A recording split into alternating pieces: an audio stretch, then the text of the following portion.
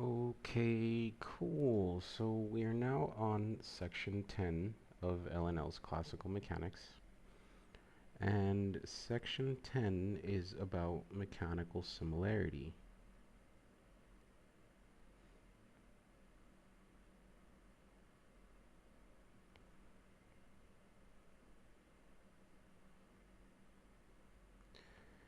And it does go over a little bit of the virial theorem. So multiplication of the Lagrangian by any constant clearly does not affect the equations of motion. This was already proven back in section 2, but it makes possible in a number of important cases some useful inferences concerning the properties of motion without the necessity of actually integrating the equations. Such cases include those where the potential energy is a homogeneous function of the coordinates and satisfies this condition. So we have u of alpha r1, alpha r2, and so forth is just going to be equal to alpha to the k of u of r1, r2, and so forth. And a is any constant and k is the degree of homogeneity of the function. Now, if we carry out a transformation in which the coordinates are changed by a factor alpha and the time by a factor beta, so the coordinates are going to be changed by a factor of alpha, and the time is going to be changed by a factor of beta. Thus, we can see from here that the velocity dv or dr over dt is just going to be equivalent to alpha over beta. And the square of velocity is going to be alpha squared over beta squared. Now, the potential energy, if it's being multiplied by a factor of a to the k, and if a and b are such that a squared over b squared equals a to the k, in essence beta equals 1 to the 1 minus k, then the result of the transformation is to multiply the Lagrangian by the constant factor a to the k to leave the equations of motion unaltered. So essentially, we're trying to find a ratio for the times, or the period, in terms of the length of the path that the particle takes. And this can be done if we note that alpha squared over beta squared is equal to alpha to the k. Then alpha squared minus k is equal to beta squared. And taking the square root of both sides, we have alpha to the 1 minus 1/2 k is equal to beta. And we know that alpha is just going to be the change in lengths. I'll go ahead and call that L prime over L. And beta is going to be correspondent to the change in time, so t prime over t. Thus, we get that L prime over L is equal to L prime over L to the 1 minus 1/2 k is equal to t prime over t. And this can be applied to something like harmonic oscillators. So we know that the potential energy for harmonic oscillators is equal to 1/2 kx squared. Thus, it is a homogeneous function of degree where k equals 2, right? So if we plug that into our expression here, we get L prime over L to the 1 minus 2 over 2 is equal to t prime over t. Thus, t prime over t is equal to 1. So from here we can denote that the times, or the period, in this case of oscillators, is independent of the length, or in this case the amplitude. And this can also be proven as from our formulation for the period and angular frequency. Omega naught times the period equals 2 pi. Thus the period is equal to 2 pi over omega naught. And if we notice, this is completely independent of the amplitude.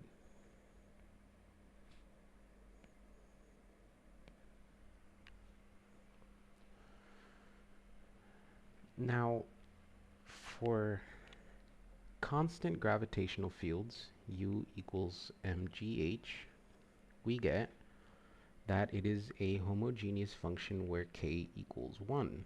So we have L prime over L to the 1 minus 1 half is equal to T prime over T. Thus, T prime over T is equal to the square root of L prime over L. And another really cool one is for Newtonian interactions or Coulomb charges. And this is where Kepler's third law emerges. We have that for Newtonian attraction, we have some constant over R. Thus, our potential energy, U, is homogeneous of degree k equals -1. And if we do this here, L prime over L to the 1 minus a -1 half is equal to T prime over T.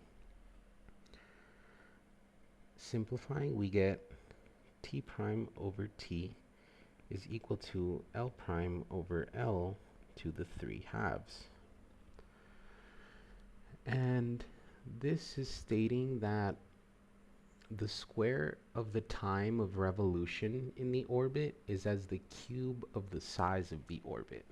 So if we square both sides, it will be equal to the cube of the orbit.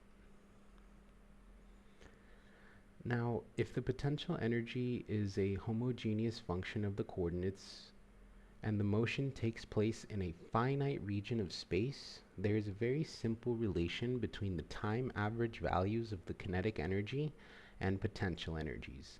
This is known as the virial theorem. So, since the kinetic energy T is a quadratic function of the velocities, we have by Euler's theorem on homogeneous functions that the sum over A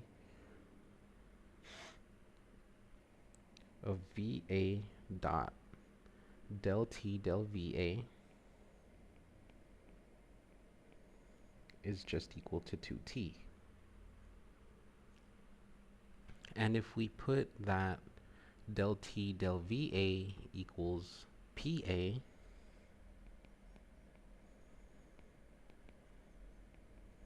the momentum, then we get 2T equals the sum over A of PA dot VA, which would also be equivalent to d dt of PA dot RA minus R dot P dot A.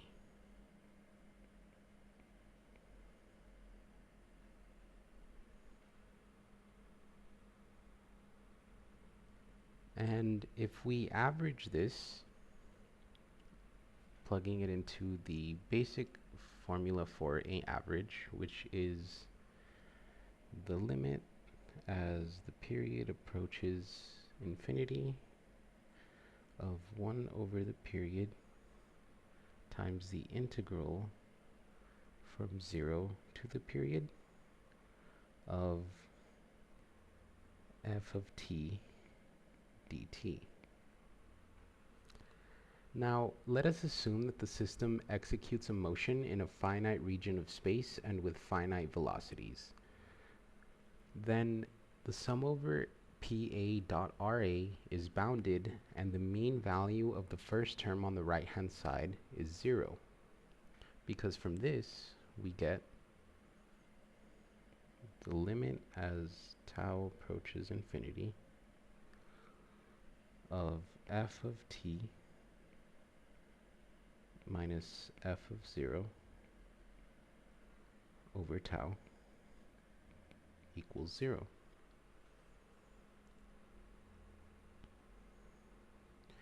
In the second term, we replace p dot by negative del u del r, which is also just the force on the particle. And in accordance with Newton's equations, we obtain that 2t is equal to the sum over a ra dot del u del ra. And from here, if the potential energy is a function of degree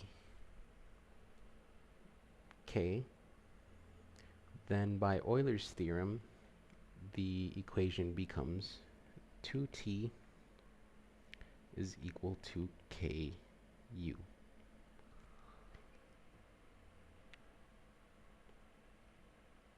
Now, we can go a different way about deriving this.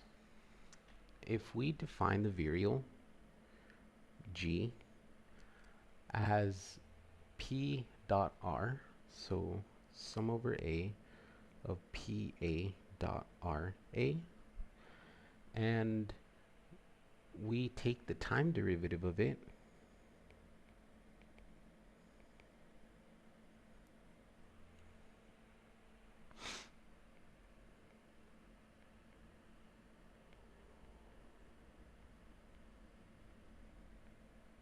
we get this expression here.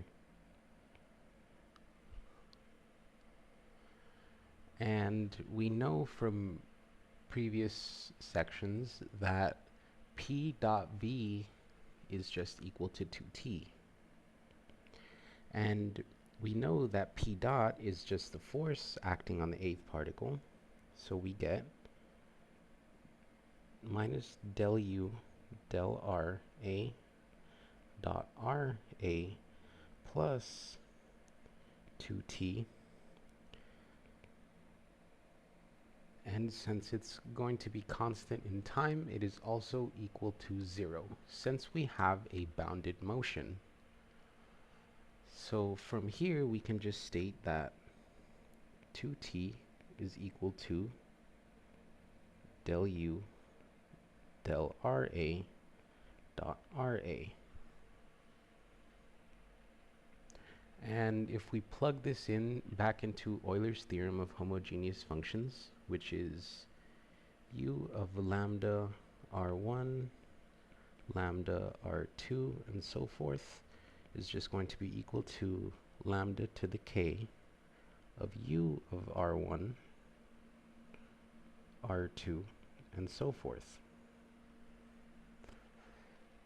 So from here, we get that 2t is just going to be equal to k of u. Another form of this expression is of Euler's homogeneous function theorem is del f del xi is equal to an f, which n would be the degree of the function.